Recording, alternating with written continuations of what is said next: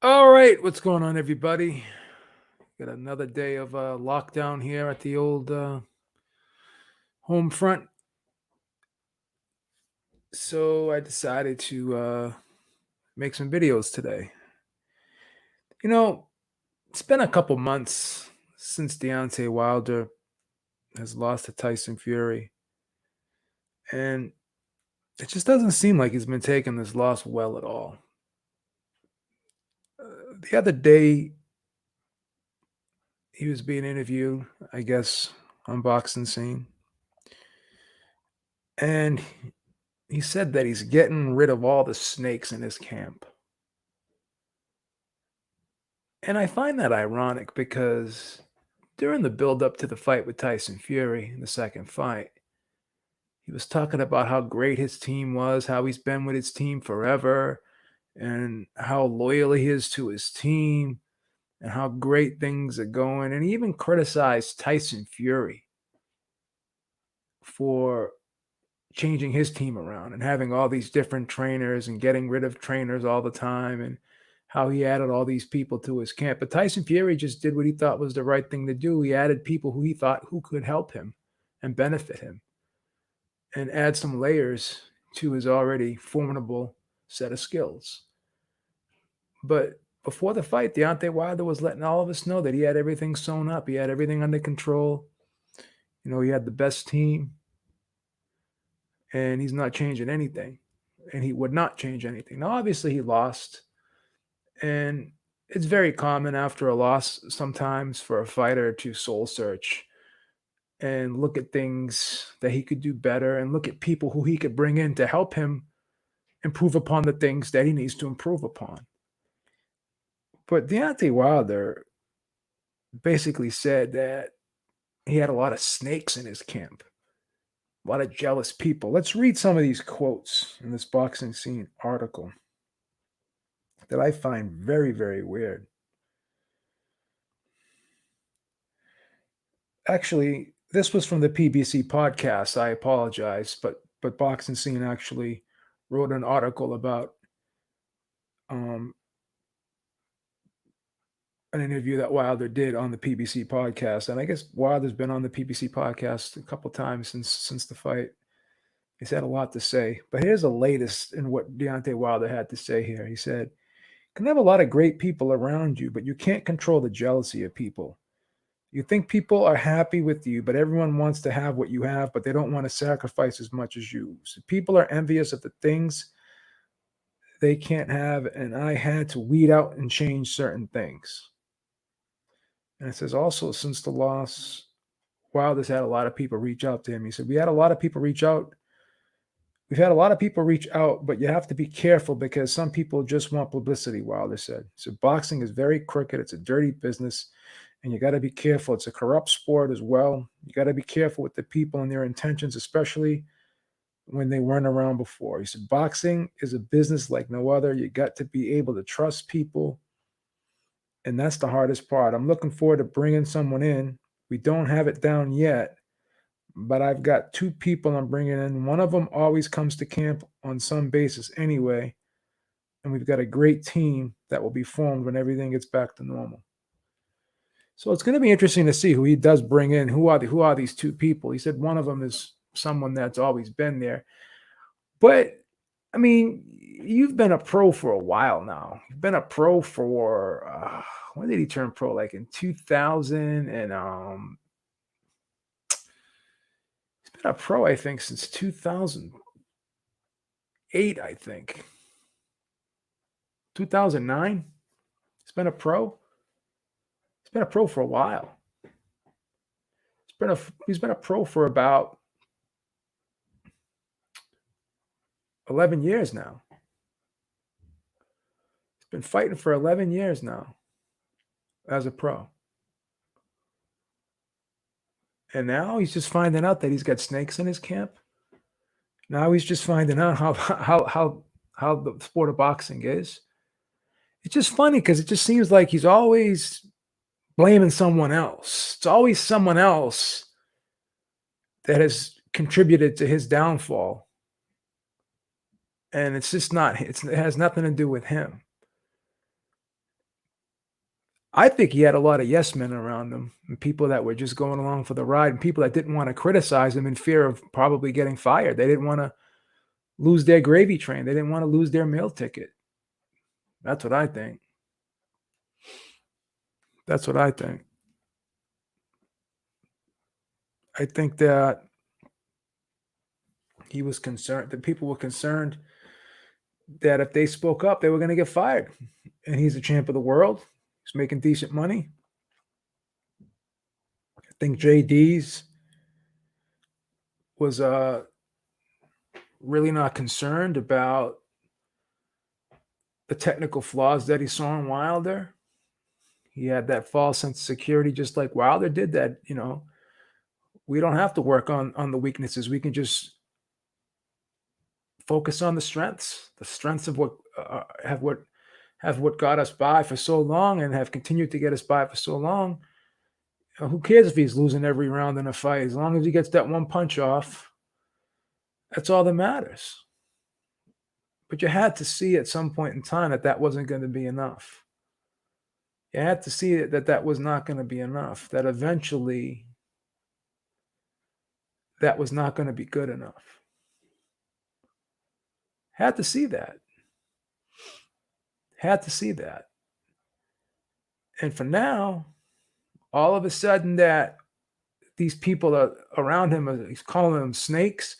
I'm curious to see, what are these people he's talking about? Was it the people that were hanging over his shoulder when he was coming out to the ring when he had that heavy suit on? Was it the guy rapping to the ring? Like who are these snakes all of a sudden? Who are these snakes all of a sudden? And why did it take him to lose first before he started figuring this out? I just don't like all this dirty laundry that's being aired out right now. It just seems like he's playing the victim and it's everyone else's fault that he lost. Come out and said this, that wasn't the real Deontay Wilder in there. Fury's not the real champ. I was a zombie in there, blah, blah, blah, blah. And I've always been of the belief that if you don't acknowledge the things you did wrong, if you can't take ownership of your mistakes and your shortcomings in life, and you're going to play and you're going to always blame somebody else or always make an excuse. I mean, of course there's cause and effect. There's reasons why things happen. But when you sign that contract and you decide to enter that ring on that night, all that goes out the window. And then it's just you. It's all on you. It's nobody else's responsibility but your own. And all those people in your corner are there to help you and protect you from yourself if they feel the need to have to do that if you're hurt. But now all of a sudden, you coming out and saying you got all these snakes in your corner, man.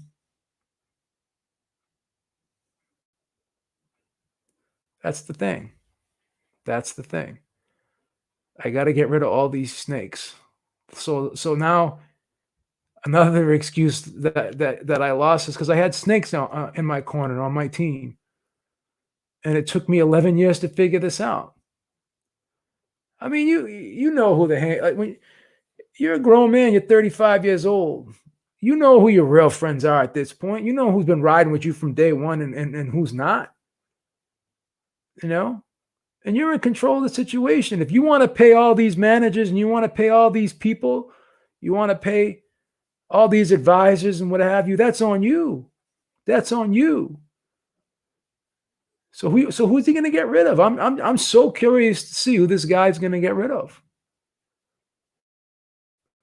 I'm going to see who this guy's going to get rid of, to be perfectly honest with you. I don't wish bad on Deontay Wilder. I like Deontay Wilder. Obviously, I'm a bigger fan of Tyson Fury. I've told people for years Tyson Fury is my favorite fighter. I love Tyson Fury, but that doesn't mean I don't like Deontay Wilder either. Like I never really envisioned that if Deontay Wilder were to lose, that this would be his reaction. I didn't think he would I have to say it again. Like AJ took that loss like a man. He made no excuse. He made no excuse for that loss. He took that loss like a man, and I give him full credit for it.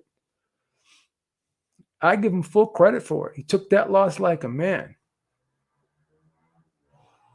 You know, took that loss like a man, and he never made any excuses. And people were telling him to get rid of his training team. People were telling him to change things up. But he said no, he stayed loyal to its team. After his loss, he didn't come out and say he had snakes in his corner. You know what he said? He said that I said to myself during these training camps that if I don't do something different, that I'm going to lose. He said that in previous training camps before that Andrew Ruiz fight. So you can say whatever you want about Anthony Joshua, and I've been critical sometimes of Anthony Joshua because of some of the self-doubt. I felt as though he doubted himself, and he showed vulnerability by speaking out and letting people know that he wasn't always sure of himself, and he would always say stuff like, I could lose, and things of that nature. I criticize him for that, but you know what? Even with all that being said, I don't know what's going on in the guy's head. Maybe that's just how he rationalizes things. Maybe that's just how he rationalizes things. He likes to, basically be honest about things and say, you know what? I'm human. I'm not invincible. Maybe that's how he makes peace with himself. Maybe that's how he can just deal with the realization of that this is a rough sport. And on any given night, one punch can change everything, which it did in his case. So if you want to look at somebody and say to yourself, this is the way to take a loss, and this is the way to not take a loss, all you got to do is look at Anthony Joshua, because he took that loss like a champ, honorable, made no excuses. Then you take Deontay Wilder, and ever since February 23rd, the day after the fight, or even February 22nd or February 23rd, whatever you want to say, I think it was, you could say February 23rd because it was well into midnight. Ever since February 23rd, the excuses have not stopped, and they continue to stop. And the more time that he has on his hands, and I get it, I'm starting to get stressed out right now. I'm tired of this quarantining right now. I want things to go back to normal. And I realize when you got a lot of time on your hands, there's a lot of time you have to soul search, and you start thinking about things. Hell, I got like people calling me that never called me before, because it's just like when you're alone and you start thinking, when your mind's not occupied, you just start thinking of the past. You start thinking of things you did wrong. I got people calling me, and I'm calling people that I haven't called for a while because I realize things creep into your mind. I get it. But he'd been acting like this even before this quarantine shit started. I mean, he was making excuses and he was thinking of stuff. So that's the thing, man. That's the thing. So I got to get rid of all these snakes in my team. It's got to do some spring cleaning. So now it's another excuse to fall back on, really. So he already threw Mark Breland under the bus, and now he's throwing other people on his team under the bus. So let me ask Deontay Wilder a question. And again, I have all the respect in the world for any professional fighter that gets in that ring.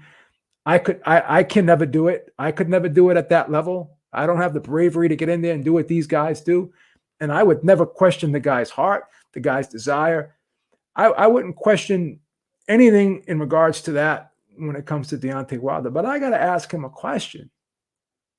Is there anything on February 22nd that you did wrong? Is any of it your fault? That's what I got to ask. Is anything that happened on that night that contributed to your loss, Was any of it your fault? That's what I got to ask you. What did you do wrong? Because it seems to me that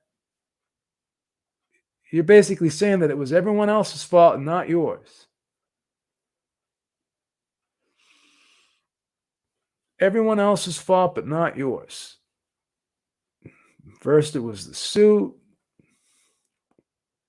Then it was Breland's fault for stopping the fight. Then apparently you had an injury going into the fight, which is probably true. I think that's been validated. You had surgery on your arm, but again, you took the fight. You took the fight with an injury. Why would you take that fight if you knew that you had something wrong with your bicep? Because again, my friend, I'll go back to that weigh-in. My friend pointed it out to me, and I went back and looked, and he was right.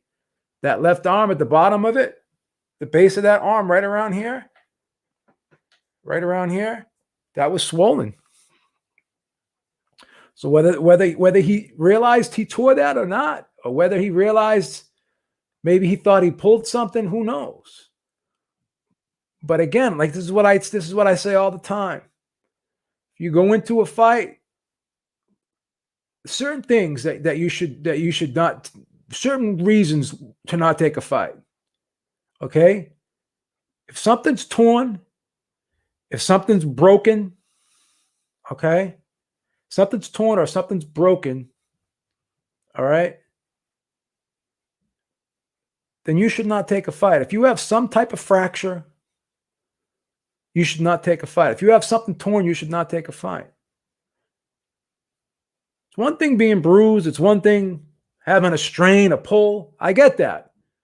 But if you go into a fight with something that's torn or something that's broken, you're just going to break it more or you're just going to tear it more. So if you knew you had a compromised bicep tendon, right? You should have got it taken care of and not enter the ring that night, because all you did was make it worse. And by making it worse, you prolong the recovery time. You damage the tendon, you tear it more. And once it gets torn more, once you tear it more, then the reparation process is more difficult and it's longer. Now you had to get surgery. Now he had surgery on that. Now, what did they do? What type of surgery was done? Did they repair it? Did they do a debridement, meaning they carved out the torn part? What did they do? What did they do?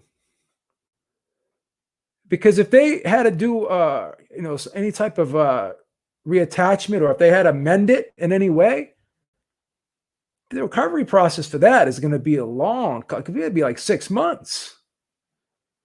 It's going to be like 6 months. No, he had an injury, bro. He had the surgery. That's a fact. He injured his arm.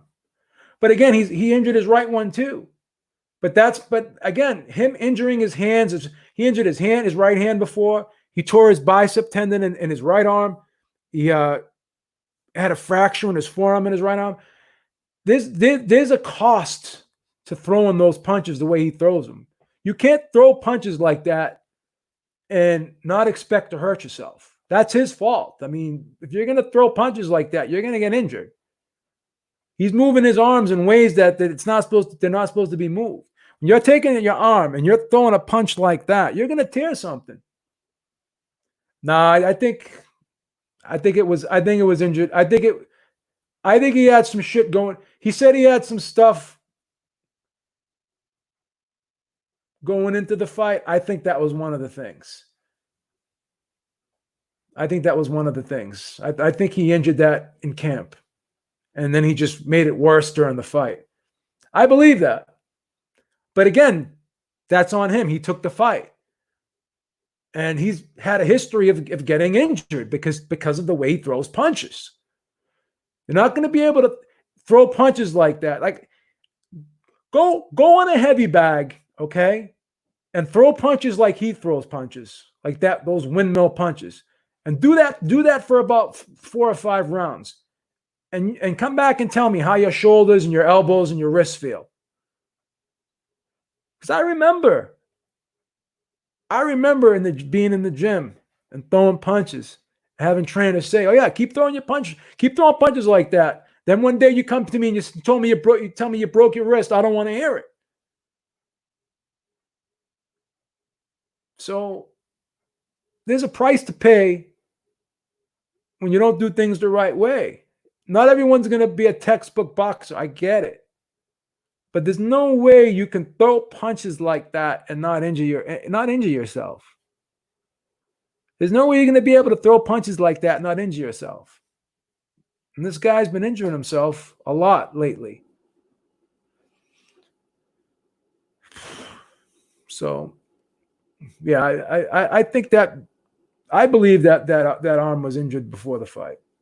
Go back and watch the weigh-in and look real closely at that left arm at the bottom of it. It was swollen. It was puffy. It was. But that's his fault. That's his fault. And he took the fight, so it's his fault. But yeah, I'm curious to see if this fight happens. I'm curious to see what's going to go on with the sport of boxing, because Bob Arum made a very intelligent statement. Made a lot of sense. He said, if we can't have boxing with the live gate, we're not going to be able to put on these big fights.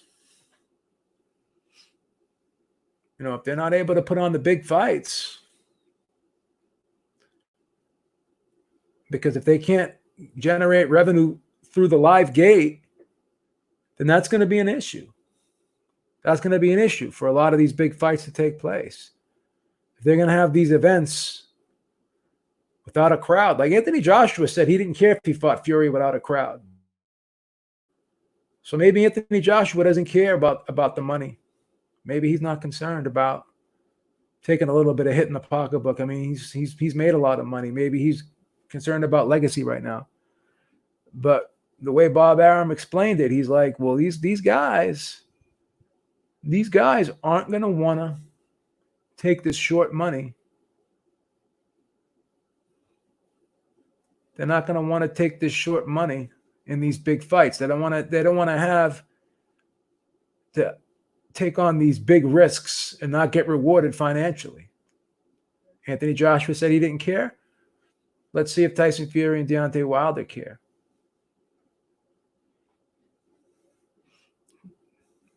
Yeah, I don't think that fight's going to happen this year either, Champ Life. I think you're right. Champ Life Promotion says it ain't happening until 2021 spring, summer.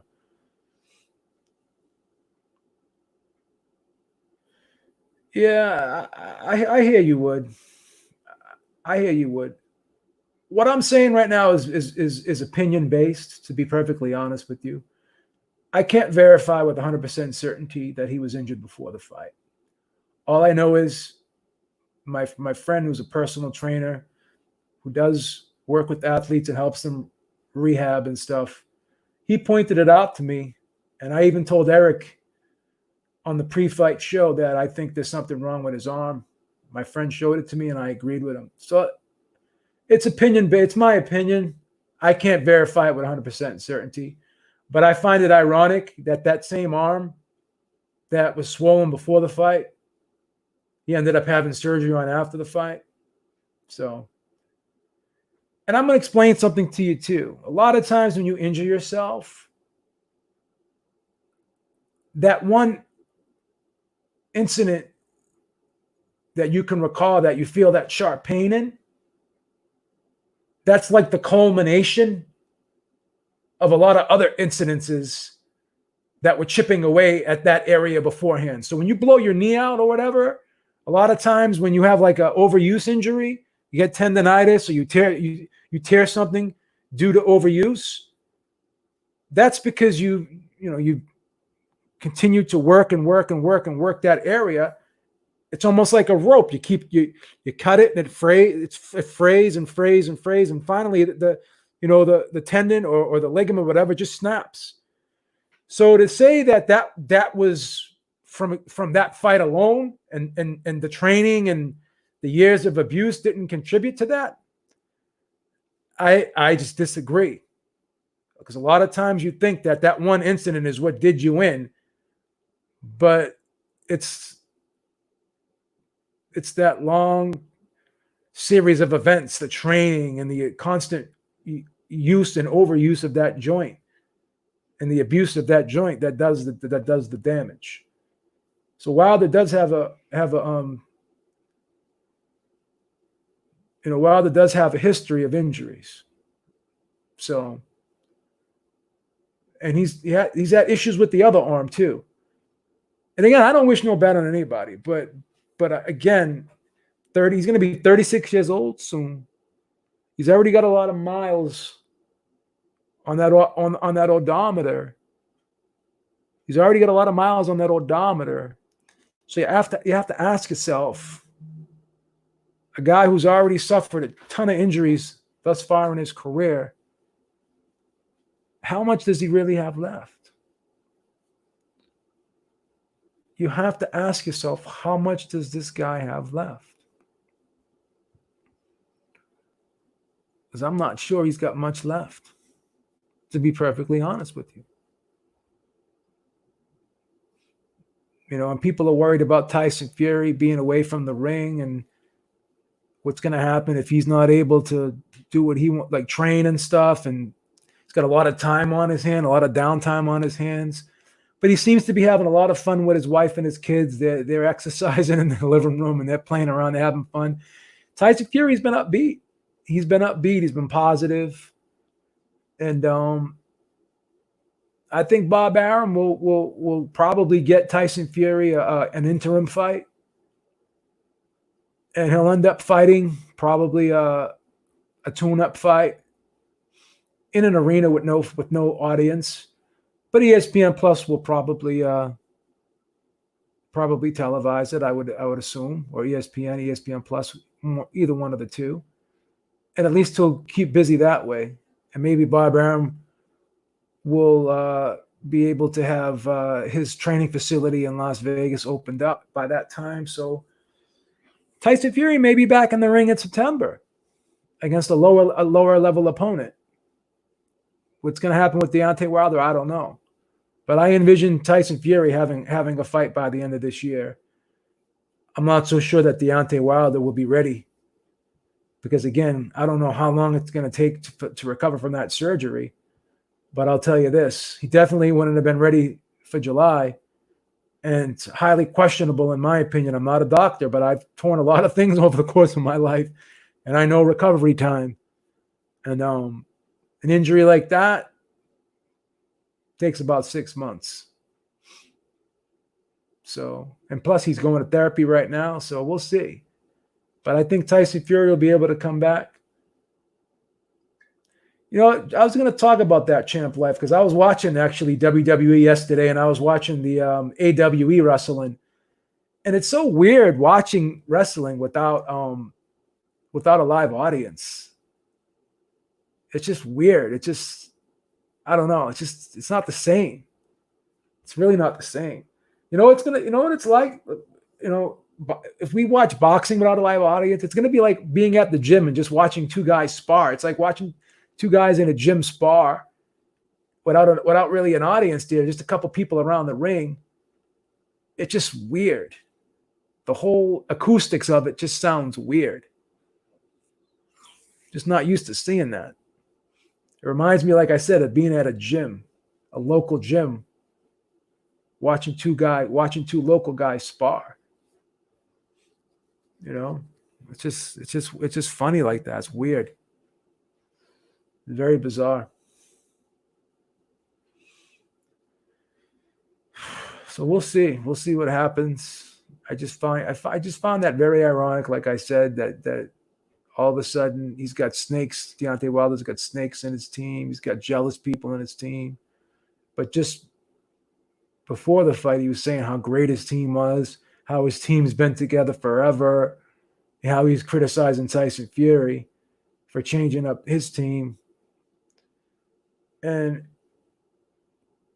Tyson Fury, by changing up his team, by making those adjustments and changing things up, Tyson Fury got a good result. He got a good positive result. Look at the difference in the second fight compared to the first fight with Tyson Fury making those changes. Look at the benefits that he got from making those changes. We saw the difference. So like I said, I think Tyson Fury will be back in September. I think it's highly questionable that Deontay Wilder returns this year. I think things will start getting back to normal. Not normal, but things will start changing, and the restrictions and the lockdown, I believe, will start loosening up. I think things will start loosening up by June. And I think by September, I think we'll be able to see some sports.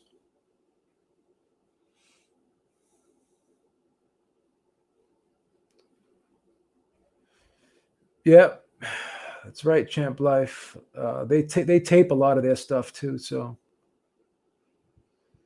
yeah, but people, what you don't understand is all we're doing right now is we're slowing the spread. We're not stopping the spread. So you're just changing the dates of infection. And I think that most people that get this virus,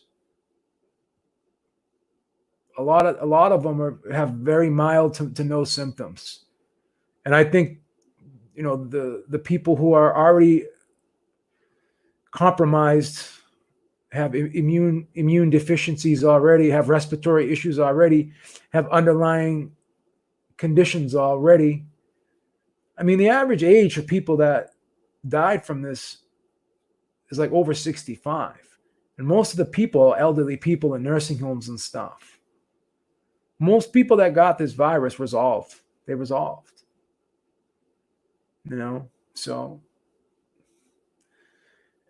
all we're doing right now is suppressing our immune systems, like really, because the only way the body learns how to fight off germs is by being exposed to germs.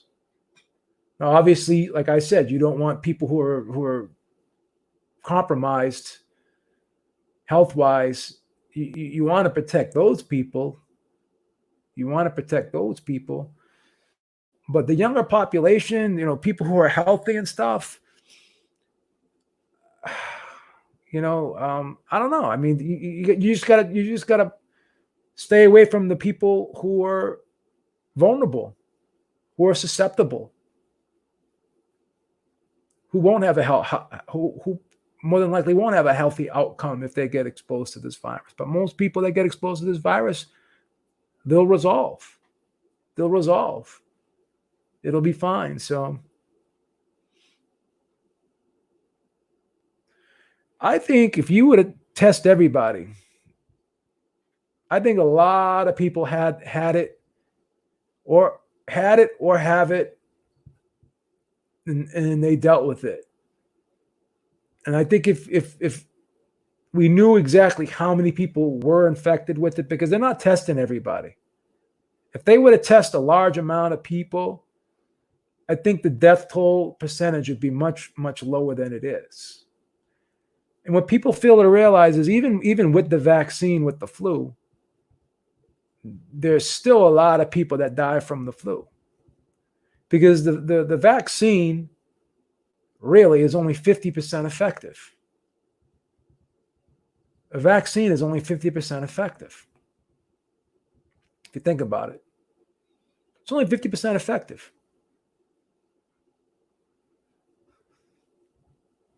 Vaccine is only 50% effective because there's different strains of the flu. So you have therapeutics and you have a vaccine, and still a substantial amount of people die from the flu. So I think when it's all said and done, I think these numbers will be a lot different than people think. I think at some point we'll be able to figure out just exactly how many people actually did get infected from this virus.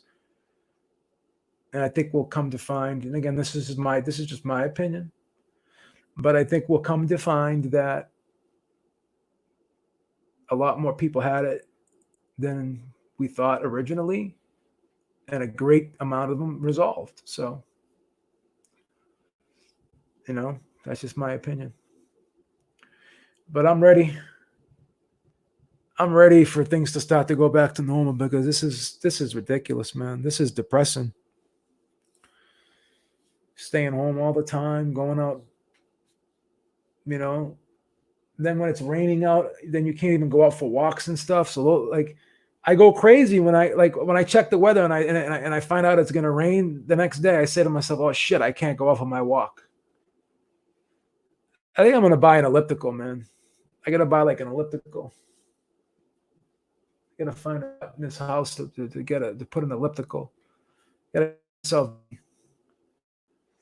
I'm not the type of person that can just like sit all day and bullshit. I gotta do something. I gotta be active somehow.